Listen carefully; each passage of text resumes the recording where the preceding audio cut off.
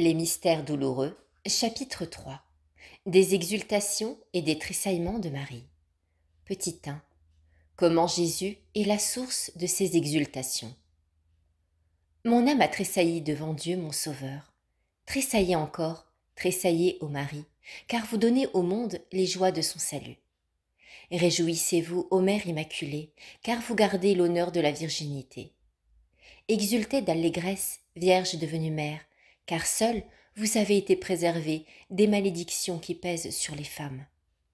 Vous pouvez vraiment tressaillir devant Dieu, car celui que la terre et le ciel réunis, ô Marie, ne peuvent contenir, vous l'avez dedans vous. Vous le réchauffez vous-même dans vos bras. Vous le placez vous seul avec joie dans sa crèche, vous seul encore, ô Mère, pouvez adorer Jésus votre Fils, né de vous dans le temps. Celui qui au-dessus de vous, avant le temps, possède Dieu pour Père dans l'éternité.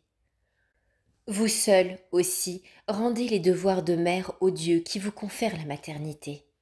Vous seul, enfin, pouvez exulter vraiment en celui qui vous rend et sublime et céleste. Petit 2. Comment nous pouvons avoir part à ces tressaillements?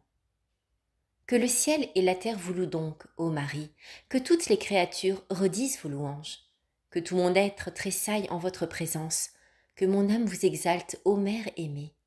La langue est impuissante à dire vos grandeurs et l'esprit à concevoir vos émerveillements. Aussi, je ne puis que m'incliner humblement devant vous, ô Marie, et vous dire en priant « Recevez-moi dans vos bras, ô ma mère, écoutez avec amour les soupirs de mon cœur, et recevez avec moi tout ce qui m'appartient. Mon âme est haletante à la vue de Jésus, car elle sait qu'en lui seul se trouve son bonheur. Montrez-moi donc ce trésor de mystère que vous gardez caché dedans vous, ô Marie. Oui, je crois qu'il est le Fils unique du Père, et je crois aussi qu'il est votre Fils premier-né, mystérieusement né de votre virginité. Je sais qu'il est mon Dieu, mon Sauveur et mon Père, et je sais qu'il a voulu vous prendre pour sa mère. Oh, je veux le voir par vous, votre Fils, ô Marie, et je le veux ensuite adorer dans vos bras. Ô Mère, vous l'avez enveloppé de l'ange, aussi ne peut-il pas être vu sans votre aide? Et si vous ne daignez nous le montrer vous-même, qui méritera de le regarder jamais? Par vous seul nous avons accès près du Fils, et par le Fils nous arrivons auprès du Père. Montrez-moi donc Jésus, il suffit à mon âme. Je ne cherche et ne veux avoir d'autre Père que Jésus, votre Fils, mon Sauveur et mon Dieu. Ô Mère, j'ai désiré d'un grand désir voir ce Jésus que vous aimez plus que tous.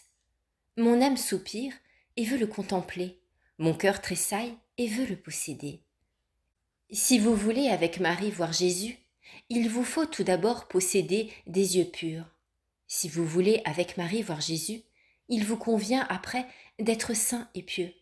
Si vous voulez avec Marie voir Jésus, il vous importe enfin d'abandonner la terre et de vous élever peu à peu vers le ciel. Petit 3. Prière pour demander la grâce de la contemplation. Ô Marie, je sais mes péchés et mes fautes. Je sais que je suis indigne de voir Jésus. Cependant, je ne puis avoir de repos jusqu'à ce que j'aie pu le contempler. Et je ne puis non plus me taire de parler, car je sais que lui-même veut être prié. Mon cœur également me pousse à insister, car je sais, vous aussi, vous aimez qu'on vous prie. Ainsi donc, ô ma mère, je veux persévérer dans la prière et dans la contemplation. Sermon sur la Nativité, deuxième sermon.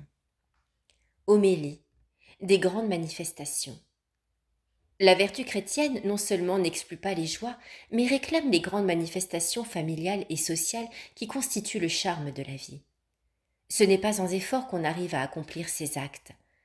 Un saint triste est un triste saint, dit saint François de Sales. La source de la joie, comme la cause de l'allégresse, est dans l'imitation de la vie à l'action. Ne rien faire, c'est être triste. Plus on agit, et plus le cœur se dilate. Il s'élève, il s'enflamme, il s'exalte. La vraie cause des manifestations sincères de joie qui embaument la vie des familles et des sociétés, c'est Jésus lui-même. Hors lui, point de joie vraie. En dehors de lui, nulle sérénité. Voyez les peuples sans religion et les personnes sans croyance. Tout est sombre autour d'elles et tout respire l'ennui.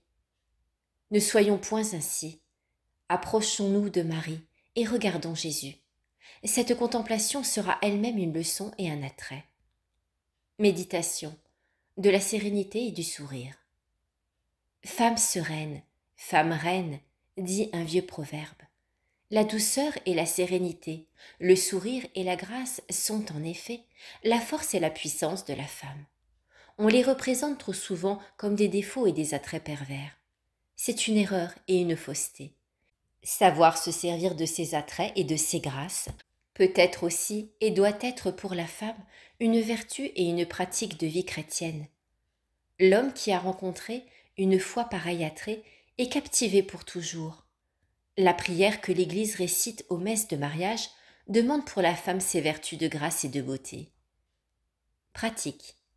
Avoir le sourire et la grâce dans toutes les circonstances de la vie. Pensez. Vous êtes, ô Marie, la plus belle des femmes.